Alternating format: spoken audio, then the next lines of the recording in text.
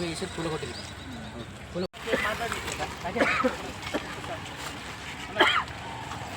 అదంతా కూడా మేము కూడా కంప్లీట్ ఇచ్చాం.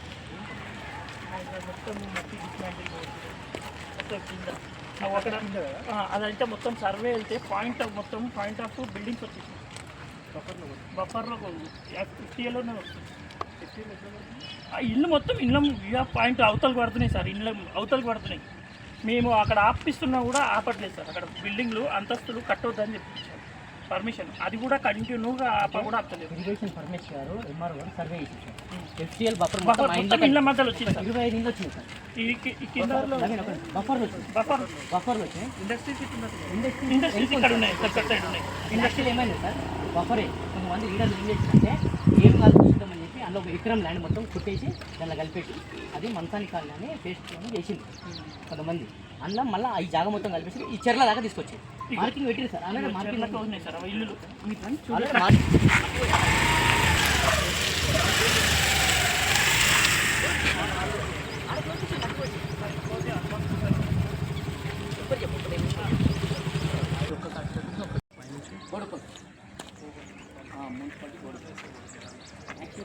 సార్ మీరు గతం చూసుకోండి. 4 నెలల కింద మీరు ఏం చేశారో ఒకసారి కూలగొట్టిన స్లాబ్ ఇప్పుడు ఎట్లయింది. నేను ఒకటే చెప్తున్నా, ఖబర్దార్. బోడుపల్లో గవర్నమెంట్ ల్యాండ్ ఎక్కడున్నా సరే, రాచెరువు కింద ఉన్న గవర్నమెంట్ ల్యాండ్ అయినా, బఫర్ జోన్ అయినా, ఎఫ్టీఎల్ అయినా, అదేవిధంగా హన్మాస్కుంట్ల కానీ, శుద్ధకుంట్ల కానీ, బోడుపల్లో ఎక్కడికైతే చెన్నాయికుంట్ల, బోడాయికుంట్ల, కలింబొంద, అదేవిధంగా ఎన్నో రకాలుగా ఉన్నటువంటి జాగాలన్నీ ఉన్నాయి. అవిటి మీద మాత్రం మేము నిద్రపోయే ప్రసక్తే లేదు. ముఖ్యంగా మీకు ఇంకోటి కూడా తెలియజేస్తా ఉన్నాం. అక్కడ ఉన్నటువంటి స్థానిక కార్పొరేటర్ గారు కనుసంధానంలో తన కొడుకు పేరు మీద డాక్యుమెంట్లు సృష్టించి సర్వే నెంబర్ చేంజ్ చేసి దొంగ పట్టాలు సృష్టించి 6 డాక్యుమెంట్లు 60 గజాలు 80 గజాల డాక్యుమెంట్లు సృష్టించాడు. ఆ డాక్యుమెంట్లు కూడా మేము already order sir Ranganathan sir గారికి ఇచ్చాం. రంగనాథన్ సార్ గారికి మొత్తం ఎవిడెన్స్తో సహా ఇచ్చాం. ఏం చేసారు, మొత్తం ఆధారంతో సహా ఉన్నాయి. మేము ఒకటే చెప్తా ఉన్నాం, ఎంఆర్ఓ గారికి, కమిషనర్ గారికి, ఆర్ఐ గారికి, అదేవిధంగా ఎండిఓ కానీ, ఆర్డీఓ కానీ, కలెక్టర్ గారికి ఒకటే తెలియజేస్తాను, మీది గవర్నమెంట్ స్టాంప్, ఇది మీరు సర్వే చేసిండ్రు. మీరు సర్వే చేసినప్పుడు ఇందులో ఏమని ఉంది, 262 సర్వే నెంబర్ అని ఉంది. ఈ 262 సర్వే నెంబర్ బై 2 ఎట్లా మార్చిండ్రు? 262 సర్వే నెంబర్ మీకు ఇంత నిర్ధారణంగా కనబడుతుంది. మీరే కడీలు వాతిరు కదా, ఆర్ఐ మేడమే వాతింది, ఆ రోజు టీపీఓ మేడం ఉంది, సర్వేర్ ఉన్నది, ఇరిగేషన్ పర్మిషన్ ఉన్నాడు, అందరు ఉన్నారు. మీరు టెంపరీ రాళ్ళు వాతిరు. మా దగ్గర ఎవిడెన్స్తో సహా ఉన్నాయి, వీడియోలు ఉన్నాయి, ఫోటోలు ఉన్నాయి. అయినా కూడా ఇంట్లో ఎట్లా కడుతున్నారు, ఎట్లా కట్టనిస్తారు? దీనికి కారణం మాత్రం ముఖ్యంగా ఇరిగేషన్ పర్మిషన్, ఎంఆర్ఓ, కమిషనర్ బాధ్యత వహించాల్సింది వాళ్ళే.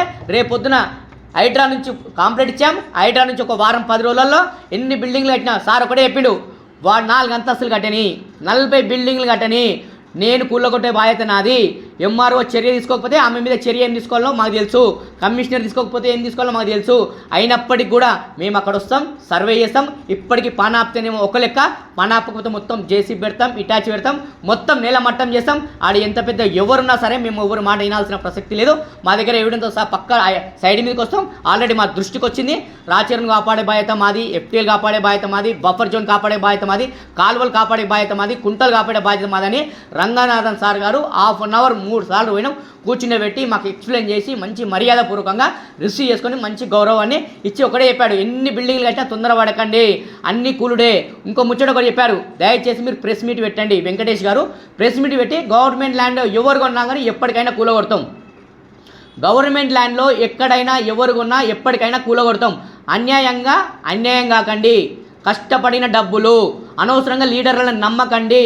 నమ్మి కళ్ళబొల్లి మాటలు చెప్పి అన్యవసరంగా మీరు కొన్నారనుకోండి, మీరు ఆగమవుతారు.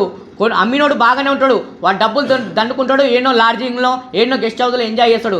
దయచేసి మాత్రం గరీబోళ్ళు ఎవరు కొనకండి. గవర్నమెంట్ ల్యాండ్లో కొనకండి, ఎఫ్టీఎల్లో కొనకండి, బఫర్లో కొనకండి, కాలువలో కొనకండి. గవర్నమెంట్ సర్వే నెంబర్ కానీ, పార్క్ కానీ ఎక్కడున్నా కొనొద్దని మరీ చెప్పిండు. అందుకే ఈరోజు ప్రెస్ మీట్ పెట్టి ప్రతి ఒక్కరికి బోడుప్పల్ 28 డివిజన్లలో ఉన్నటువంటి ప్రతి ఒక్క అక్కా చెల్లెళ్ళకి, అన్నా తమ్ములకి అందరికీ 2 చేతులు ఎత్తి శిరస్సు వంచి చెప్తా ఉన్నాను. నేను ఒకటే అడుగుతున్నాను, బోడుప్పల్ ఎంత అన్యాయక్రాంతం జరుగుతుంది. మొన్నటికి